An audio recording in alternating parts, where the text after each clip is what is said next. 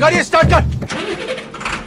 Hello भाई लोग, आप सभी का स्वागत है एक और नए धमाकेदार वीडियो में। तो भाई लोग, आज मेरे गांव में एक पेट्रोल पंप का उद्घाटन करने वाला हूँ। अच्छा। क्योंकि हमारे गांव से पेट्रोल पंप करीब 20 किलोमीटर की दूरी पर है और इस समस्या से हमारे गांव वाले काफी परेशान हो रहे थे और इसी वजह से मैंने ठान लिया कि गांव में एक पेट्रोल पंप होना ही चाहिए। बात तो सही है। फिर मैं शुगर केन के खेत पर आया था और देखता हूँ कि यहाँ पर कोई जानवर तो नहीं आ गया। फिर मैंने देखा कि रामू काका ट्रॉली में ड्रम को लेकर शहर की ओर जा रहे हैं। तो मैं उनके पीछे पीछे जाता हूँ और कहता हूँ, अरे रामू काका आप कहाँ जा रहे हो? फिर रामू को कहते हैं, अरे बेटा मैं पेट्रोल पंप पर जा रहा हूँ डीजल भरवाने के लिए। फिर मैं कहता हूँ, अच्छा तो आपका ट्रैक्टर तो बंद कर लीजिए, तू तेरा काम कर। फिर रामू को कहते हैं, अरे बेटा बंद नहीं होगा तो अपनी बाइक को लेकर सामने लेके आ जा। मार भी जा।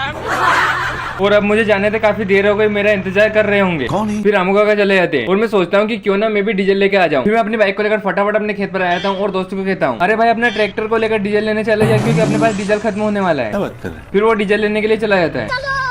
फिर मैं पेट्रोल पंप के लिए जगह देखने जा रहा था कि अचानक एक एम्बुलेंस मेरे सामने रुक जाती है। तो मैं सोचने लगता हूँ कि इसको क्या हो गया। तो मैं उसके पास जाता हूँ और पूछता हूँ कि भाई क्या होगा। फिर एम्बुलेंस वाला ड्राइवर कहता है, अरे भाई मेरी एम्बुलेंस खराब हो गई और इसमें ईंधन भी खत्म हो गया है और इसमें पेशेंट तड़प रहा। अगर इसे 10 मिनट के अंदर अंदर हॉस्पिटल नहीं ले जा सकते तो इसे कुछ भी हो सकता है। फिर मैंने कहा, रुक भाई मैं कुछ ही सेकंड में गाड़ी बुलाता हूँ। फिर मैंने दोस्त को कॉल करके गाड़ी को बुलवा लिया और उसमें पेशेंट बैठा कर सीधा हॉस्पिटल की ओर चल दिया और हॉस्पिटल आते ही मैंने उन्हें एडमिट कर दिया। और कुछ देर बाद डॉक्टर ने कहा, अब आपको कोई चिंता करने की जरूरत नहीं है क्योंकि पेशेंट अब खतरे से बाहर है। फिर मैंने ठान लिया कि गांव में एक पेट्रोल पंप तो बना कर ही रहूंगा। बात तो सही है। फिर मैं हॉस्पिटल से सीधा पेट्रोल पंप के लिए जगह देखने के लिए आया था। फिर मैं गांव के बाहर मुख्य सड़क के किनारे आया हूँ और देखने लगता हूँ कि ये जगह फिट रहेगी। फिर मैं इस जगह को देख ही रहा था कि अचानक एक ट्रैक्टर वाला आता है और मुझे ठोक कर कहता है, अरे आशीष तू रहने तेरे से नहीं होगा। और वो इतना बोलकर चला जाता है। फिर इसके साथियों ने भी मुझे ठोकने का प्लान बना लिया और दोनों ने मुझे ठोक दिया। फिर मैंने सोचा अगर मेरी कार की एक भी हेडलाइट फूटी तो ये नहीं मिलेंगे।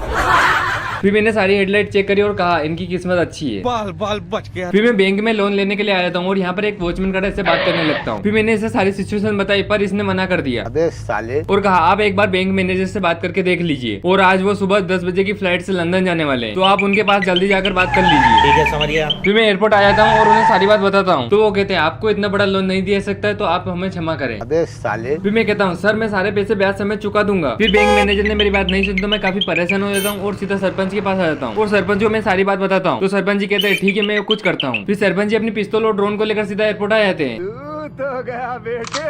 और एरोप्लेन के सामने अपने कार को खड़ा कर देते हैं और बैंक मैनेजर से बात करने लगते हैं। फिर सरपंच जी कुछ देर में बैंक मैनेजर को मना लेते हैं और मुझे कॉल करते हैं, अरे आशीष बैंक मैनेजर मान गया तो तू अपना काम शुरू कर दे। अब आए ना लाइन पे। फिर मैंने फटाफट जेसीबी और ट्रैक्टर वाले को बुला लिया। फिर कुछ देर में जेसीबी वाला कॉल करके कहता है, अरे आशीष भाई 2 ट्रॉली की और जरूरत पड़ेगी तो आप कृपया करके लेके आओ। ठीक है। फिर मैंने कहा ठीक है मैं कुछ करता हूँ। फिर मैंने सोचा कि हमारे गाँव में तो सिर्फ एक ट्रैक्टर और 3 ट्रॉली है तो मैं क्या करूँ।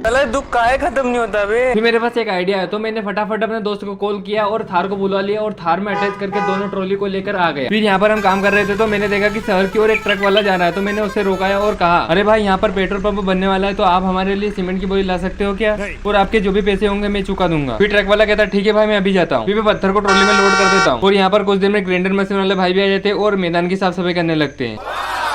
फिर कुछ देर बाद ट्रक वाला भाई भी आया था सीमेंट को लेकर। फिर मैं सारी सीमेंट को साइड में उतरवा देता हूँ। अच्छा। और शहर से 3 ट्रक भी आए थे माल को लेकर। फिर मैंने पिकअप वाले से बात करके गांव की नदी से रेती मंगवा ली और 1 महीने बाद हमारा पेट्रोल पंप बन के तैयार हो जाता है।